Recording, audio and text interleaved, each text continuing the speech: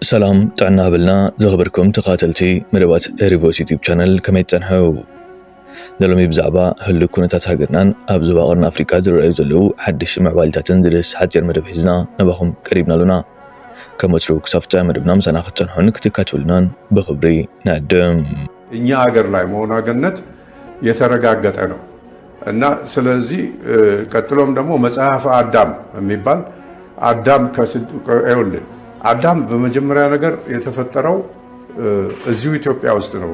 ገና ከአፈርም ቢሆን የተበጀው እንዴት ብትል መጽሐፈ ሄኖክ ላይ ኤልዳ በተባለ ቦታ ላይ ፈጠረው እግዚአብሔር ይላል አዳምን።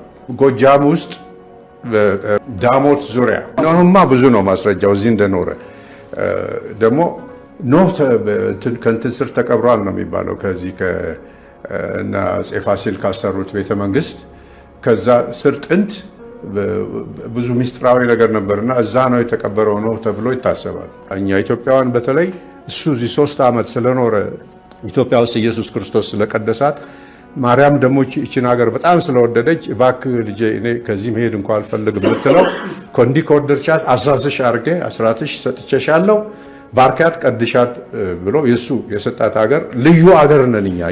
አንደኛ አዳምና ሔዋንም እዚህ ከተፈጠሩ ኢየሱስ እዚህ መጥቶ ከኖረ ማርያም ብዙ ጊዜ ተመላልሳለች። ጣና ቂርቆስ ላይ እሷ ቅዱስ ዮሴፍና ኢየሱስ ክርስቶስ 5 ወር ተኩል ኖረዋል። መዝገቡ ላይ አለ ሄጄ አይቼዋለሁ። እና ይሄ ሁሉ ነገር ያለበት ታቦቱ ያለበት አስርቱ ትእዛዝ የተሰጠው ለሰው ልጅ ይሄ ሁሉ ልዩ ሀገር እኮ ያደርገናል።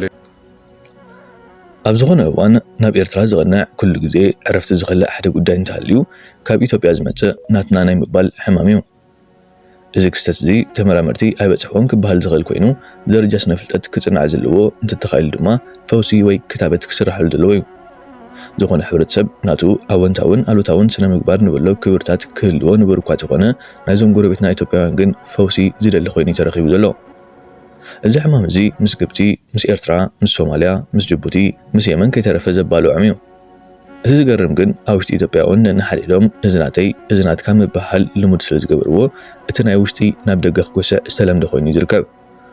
ምንጭ ናይዚ ሓሳብና ምርባሕ ሓበሬታ ናሽናል ኢንተረስት ሂዝዎ ዝወፀ ፅሑፍ እዩ።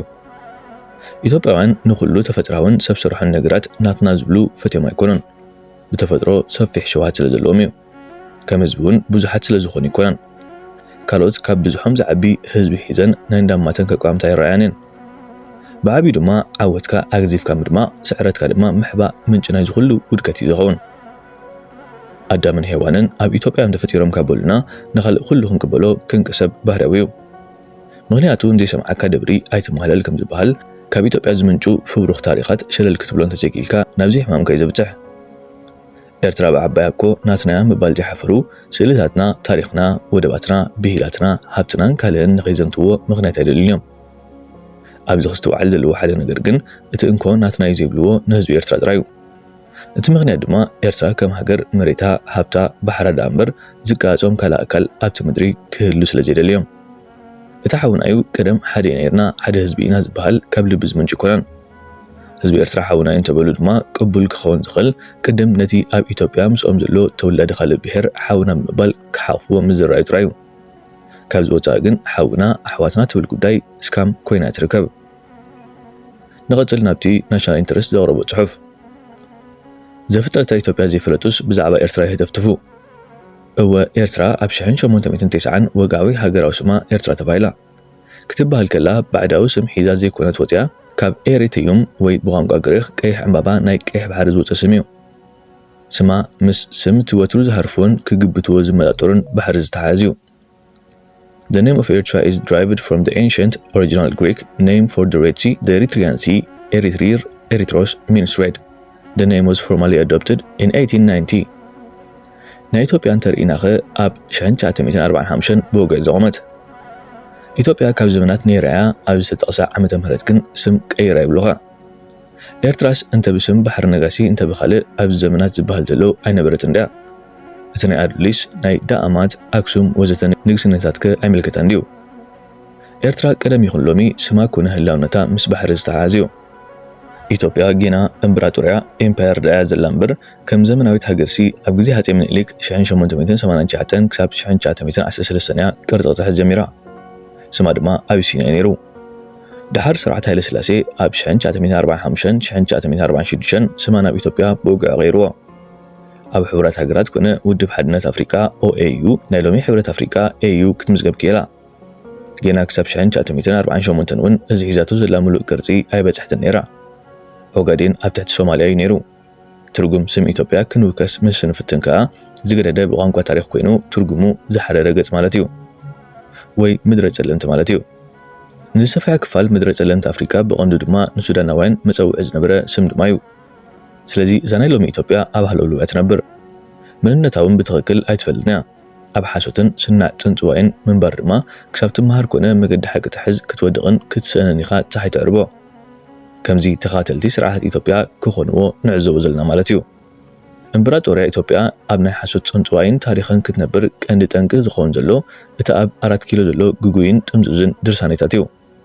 ወላ ወያነ ካብ በረኻትዮም ምስ አንበብዎ እዮም መሻኪን ኣብ ጌጋ መዓልቲ ውዒሎም ስለዚ እዛ ገዛ ክትፈርስ ኣለዋ እዚ ስናዕ መዛግብ ድርሳኔታት ድማ ቃልቃል ኢሉ ክነድድ ኣለዎ ምስውን ግድን ዳግመ ግምት ክግበረሉ ኣለዎ ከም በቪን ስፎርንዝቫ ፕላን 1949 ንኤርትራ ኣብ ክልተ ክትምቀል መጽናዕቲ ክካየድ ዝተመዘ ወይ እውን ከም ብሪጣናዊ ሰር ሳይሪል ራድክሊፍ ንህንዲ ንፓኪስታን ከምኡውን ባንግላዴሽ ዝመቓቐለ ከምዚ ዓይነት ተበጉሰታት ኣብዛ ኢትዮጵያ ክውሰድ ኣለዎ እምበራጦርያ ኢትዮጵያ ትገማማዕ ዝብል ዳእዩ እምበር ብኸመይ ዝብል ሕቶ ዝመልስ ኣካል የለን በዘላቶ ትግራይ ዶ ኣምሓራ እንዳበልካ ሃገር ምቋም ኣይከኣልን እዩ ካልእ ዓሚቕ መጽናዕትታት ክመጽእ ኣለዎ ስለዚህ በቃ ቀይ ባህር በፍቅር ምን ችግር አለው እኛ እንጠቀም ሀብዚ ትልቅ ኢትዮጵያ ሀገር እዩ ቀይ ባህር ማመ ናይ ቀይ ባህር ጸገም አለ እንዴ በእናታችሁ ተው በእናታችሁ እኛ ራሳችን አትጠቀምም በእናታችሁ ተው ቀይ ባህር እኛ እንጠቀም ለክልተ እንጠቀም እዩ ኤርትራ ትጠቀም እዩ ኢትዮጵያ ትጠቀም እሺ ምን ችግር አለ ፍቅር እዩ ላይ ፍቅሪ ነይ ለቀይ ባህር ዝፈጽ ፍቅሪ አይደለም አይፈልግም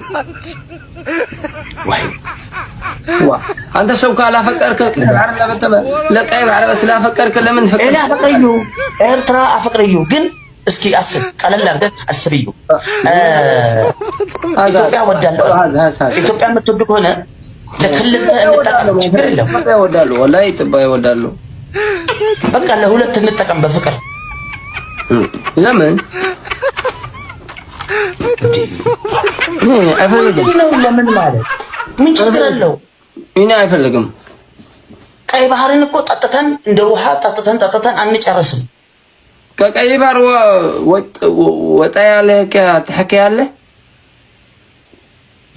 የለም በቃ ወጣ ቀይ ባህር አታገኝም በእናትህ ለኢትዮጵያ ከምዕራቡ ጋር ያለን ግንኙነት በሚያሳዝን ሁኔታ እርዳታ ላይ የተመሰረተ ነው። ምዕራባውያን ስለ ኢትዮጵያ ሲያወሩ በኢትዮጵያ ንግድ አይደለም ያወሩት፣ ስለ ኢንቨስትመንት አይደለም ያወሩት፣ ከኢትዮጵያ ስለሚገዙት ዕቃ አይደለም ያወሩት። ሁል ጊዜ የሚያወሩት ለኢትዮጵያ ስለሰጡት እርዳታ ነው። ይሄ ራሱ በስነ ልቦና ደረጃም ትንሽ የሚጎዳ ነገር ነው።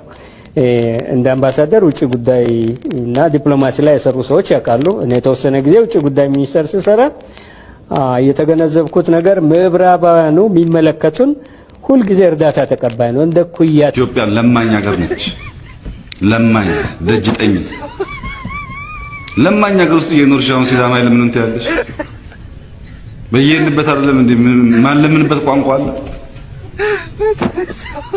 በየባህሩ ወንድሞችሽ ሴቶችሽ እያለቁ በየእስር ቤት እያለቁ ሲዳማ አይለምን ሲዳማ ማን ነው